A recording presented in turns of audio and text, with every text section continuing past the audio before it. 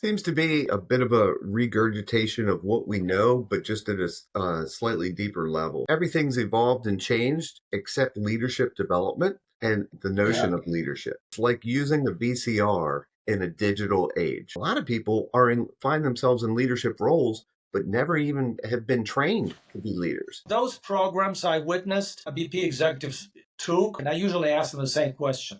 Tell me three things you learned that was worth all the trouble. They would struggle, they would give me one or two. Now I know I have a hard stop at 6 p.m. I go home. This is all you learned from that expensive program? They had some good meals.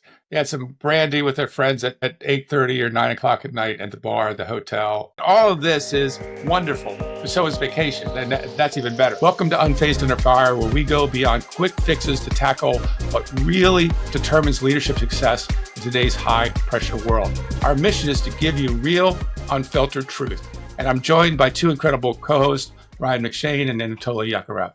Ryan is the founder of HR Evolution, a firm that supports, among other things, the development of leadership and helps organizations build high-performing, human-centered cultures. Anatoly is an expert in ethics and compliance and leadership transformation and is a co-creator of the Resilient Leader Method. He has a rare and proven ability to rapidly expand human consciousness that instantly impacts leadership performance. At the top of the list is these university executive programs like from Harvard and other business schools. And those programs are very robust. They provide great frameworks. They sharpen the intellect.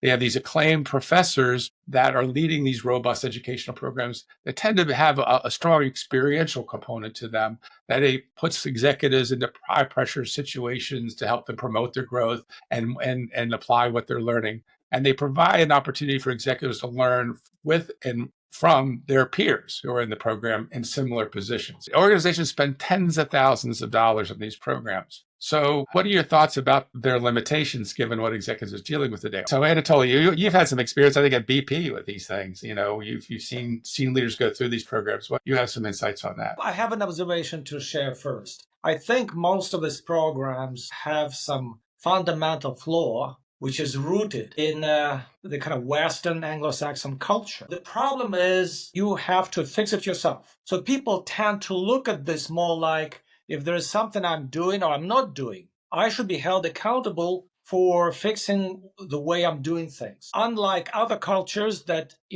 provide more overview, like, well, don't be that self-centered. You may need help from the community, from the village elders. Look at them, they're chomping at the bits to help you. So people look at this broadly, whereas the Western culture tends to be like, I can do it. Yes, I can. People then take the next approach. Okay, well, if you look at all the existing methodology, it's all about fixing everything at the mental level. Learn more, use some metrics, let's measure this, let's report this, let's do 360, blah, blah, blah. But it's all mental noise, which will never get to the bottom of the problem, which is rooted in subconsciousness, which is rooted in all those layers of conditioning, upbringing, and what have you. The light never shines down there. So therefore, you cannot fix yourself at the mental level using the power of your will. Your willpower is not enough to get you reset, restructured, rebuilt, fixed.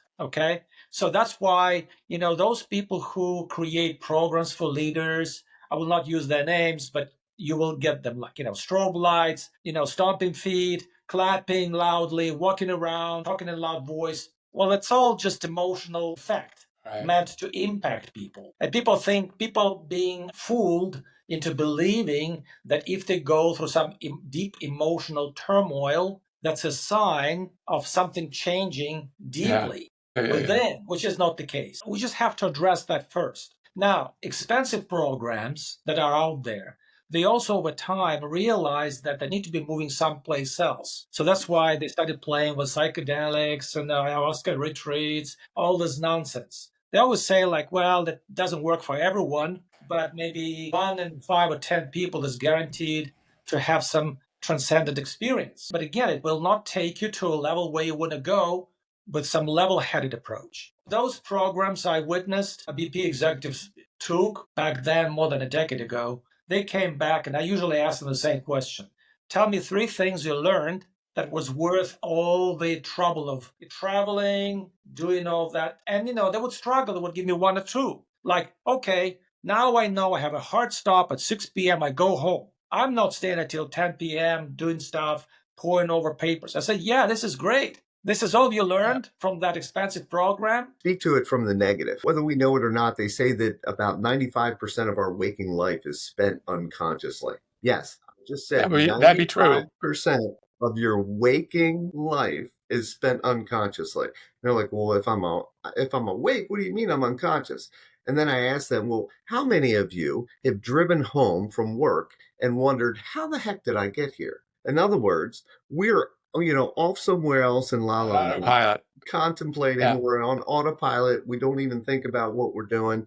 We wonder if we made stops at the stop signs and things like that. But here we are. We're sitting in our driveway at this point, and we're like, how did we get here? By and large, what we're talking about is a higher order of leadership that is predicated on this model of consciousness, where I think most still reside, and this is important for our audience to really recognize, where most still reside is they're operating from conditions and habitual thinking. And that really resonates with the fact that we have a situation where a lot of people find themselves in leadership roles, but never even have been trained to be leaders. You talk about people going to these executive conferences and things of that nature. I think those are the rarity. Those are the minority that have even been exposed to leadership development training programs to even contemplate what we're talking about. Many of them have been thrust into these leadership roles. Oh, you're a great individual contributor. Let's put you in charge of other people, when they're vastly different skill sets.